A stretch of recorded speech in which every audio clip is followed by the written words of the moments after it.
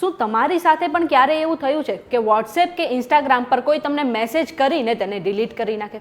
લોકોની આવી આદત તો મને ઘણી ઇરિટેટિંગ લાગે અને એ ડિલીટ થયેલો મેસેજ વાંચવાની મને ક્યુરોસિટી પણ જાગે. પણ જો હું તમને એમ કહું કે મારી પાસે એક એવી ટ્રીક છે જેમાં તમે ડિલીટ થયેલો મેસેજ વાંચી શકશો, એ પણ કોઈ થર્ડ પાર્ટી એપ્લિકેશન ઇન્સ્ટોલ કર્યા વિના. છે ને ઇન્ટરેસ્ટિંગ? ચાલો જાણીએ કે આ કઈ ટ્રીક છે.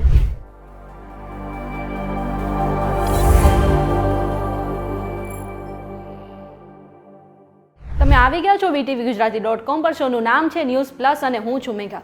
હવે ઘણી વખત એવું બને કે આપણે કામમાં હોય ત્યારે કોઈ આપણે વોટ્સએપ કે ઇન્સ્ટાગ્રામ પર મેસેજ કરે, આપણે ફ્રી થઈને મેસેજ ખોલીએ તો ઘણા લોકો એ મેસેજ ડિલીટ કરી નાખ્યા હોય. પછી આપણે એ લોકોને પૂછીએ કે શું મોકલ્યું હતું, તો પહેલાં તો તેઓ ભાવ ખાય અને પછી કહે જ નહીં કે તેમને શું મેસેજ મોકલીને ડિલીટ કર્યો હતો.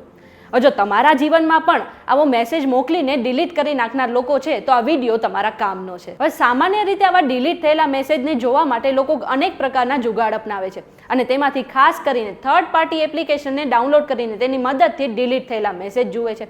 પણ ઘણી વખત આવા જુગાડ તમારી પ્રાઇવસીને જોખમમાં મૂકી શકે છે. આવી થર્ડ પાર્ટી એપ્લિકેશન એવો દાવો કરે છે કે તેઓ તમારા ડિલીટ થયેલા મેસેજ, ફોટો અને વિડીયો તમને બતાવશે અને તેમાંથી મોટા ભાગની એપ્લિકેશન તમારા ફોનના નોટિફિકેશનના એક્સેસ લઈ લે છે અને કહે છે કે નોટિફિકેશનમાંથી મેસેજ વાંચ્યા બાદ આ એપ તેને સેવ કરી લે છે.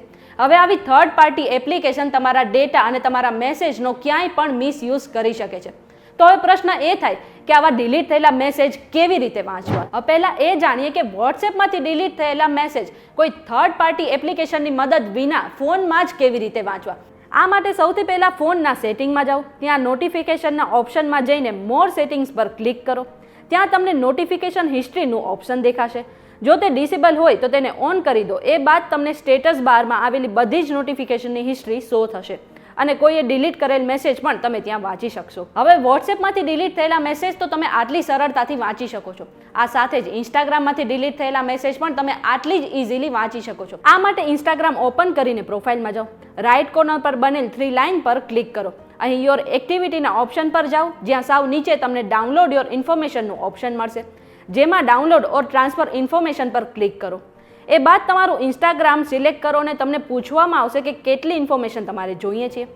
એમાં તમારે ઓલ અવેલેબલ ઇન્ફોર્મેશન પર ક્લિક કરો. એ બાદ ડાઉનલોડ ટુ ડિવાઇસ પર ક્લિક કરો. સ્ક્રીન પર તમને ડેટ રેન્જ એટલે કે કેટલા દિવસના ડેટા જોઈએ છે અને કયા જીમેલ ફાઇલમાં તમને મળશે એ ડેટા, એ ડિટેલ જોવા મળશે. આ બાદ ક્રિએટ ફાઇલ પર ક્લિક કરો. આટલું કર્યા પછી મેટા તમને તમારા ઇન્સ્ટાગ્રામ પર તમારી એક્ટિવિટીની ફાઇલ મોકલી દેશે, જેમાં તમે ડિલીટેડ મેસેજ પણ વાંચી શકો છો. જો આજના વિડીયોમાં તમને કંઈ નવું જાણવા મળ્યું હોય તો વિડીયોને લાઇક અને શેર કરવાનું ન ભૂલતા.